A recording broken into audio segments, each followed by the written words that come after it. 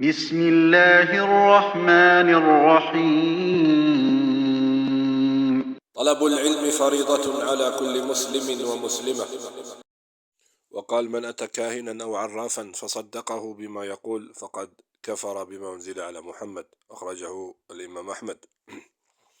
Dans ce hadith, le prophète sallallahu alayhi wa sallam nous dit: toute personne qui va voir un kahin, un voyant, ou bien un arraf, un devin, ou bien toute personne qui prétend l'avenir, ce soit un sorcier, un marabout, un astrologue, n'importe quelle personne qui prétend connaître l'avenir, celui qui va les voir, man atahum, et croit en leurs paroles, faqad kafara bima unzila ala Muhammad. En croyant à leurs paroles, tu sors automatiquement de l'islam et tu mécrois aux enseignements de l'islam. Car les enseignements de l'islam sont tout à l'encontre de leurs paroles. Allah subhanahu wa ta'ala nous dit dans le Coran qu'il est le seul à connaître l'invisible. Et toi tu vas croire cette personne qui ment. Le prophète sallallahu alayhi wa sallam lui-même ne connaissait pas l'invisible. Lui-même ne connaissait pas l'avenir. Et toi tu crois à ces gens-là. Donc tu sors automatiquement de l'islam. Ça veut dire que dans ton cœur tu n'as pas une certitude qu'Allah est le seul qui connaît l'invisible. Donc c'est pour cela que tu sors de l'islam en croyant à ces gens-là. Et les ulama expliquent ce hadith comme l'imam Sheikh Al-Uthaymin, rahimahullah, dans son livre Al-Qawl Al-Mufid, fi Sharh Kitab Al-Tawhid. Il explique ce hadith en disant que les gens qui vont voir les devins, les voyants, ils sont de plusieurs catégories, de 3 catégories. Première catégorie, c'est les gens qui vont voir ces gens-là en croyant. Donc là, c'est clair, net, ils sortent de l'islam automatiquement. Par contre, il va y avoir des gens qui vont aller les voir juste pour les questionner. Juste pour questionner ces gens-là. Et dans ça, il y a un hadith qui a été rapporté, où le prophète sallallahu alayhi wa sallam nous dit: Man ata kahinan fasa'alahu. Donc il le questionne. Mais il n'y croit pas, juste il le questionne.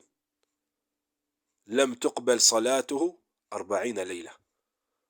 Si tu vas voir un voyant ou un devin juste pour le questionner, alors pendant 40 jours, ta prière ne sera pas acceptée. Et sache que même si tu accompagnes une personne, tu vas rentrer dans un monde où tu regretteras.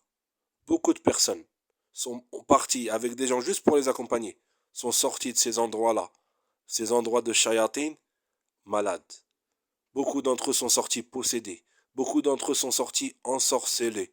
Beaucoup d'entre eux sont sortis fous. Ne va jamais.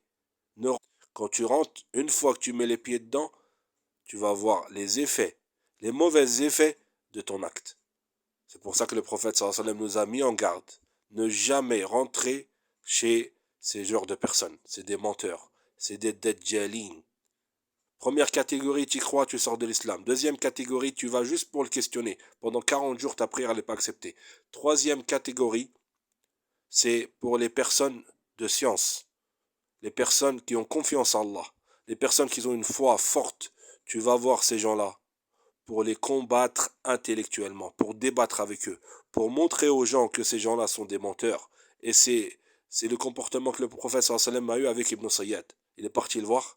Il l'a questionné pour montrer aux gens que c'est un menteur, c'est un kaddab. Et beaucoup de ulama l'ont déjà fait, comme Cheikh al-Islam ibn Taymiyyah, comme beaucoup de ulama. Et beaucoup de sahaba aussi sont partis voir certains sahara, certains menteurs pour montrer que c'était des menteurs.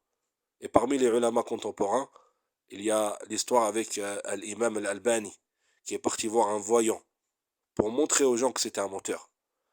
Donc après son débat avec lui, quelques jours après, le voyant a déménagé. Parce qu'il a vu qu'il s'est fait démasquer par un grand imam. Donc dans certains cas, il est permis d'aller voir ces gens-là pour les combattre intellectuellement, pour enlever le mal.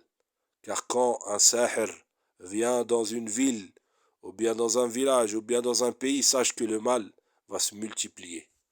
Et le prophète sallallahu alayhi wa sallam nous dit: Man ra'a minkum munkara فليغيره بيده فإذ لم يستطع فبلسانه فإذ لم يستطع فبقلبه وذلك أضعف الإيمان. Celui qui voit d'entre vous un mal et qu'il peut l'enlever, qu'il l'enlève avec sa main, s'il ne peut pas avec son cœur, avec sa main, avec sa langue, avec sa main, sa langue, et s'il ne peut pas avec son cœur. وقل رب زدني علما